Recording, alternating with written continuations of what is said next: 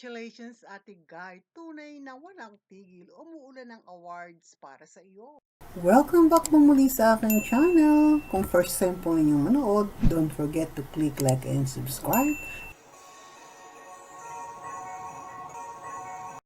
Eto na nga, congratulations pong muli, Ate Guy. At sa katatapos na WCE o World Class Excellence na talaga namang ay naka-attend at personal na tinanggap ni Ate Guy ang kaniyang award tropeo na ginanap sa Heritage Manila. Ito nga pong nakaraang linggo o Sabado, June 15. Marami ang natuwa nang makitang muli at very gorgeous ang ating nag-iisang superstar. Congrats po at ano pa nga ba?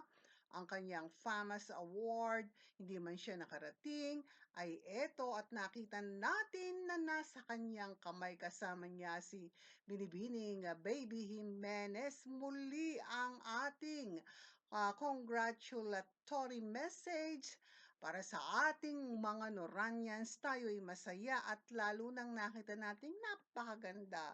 Maayos, mabuti ang kalusugan, magandang aura at maayos na kalagayan ng superstar.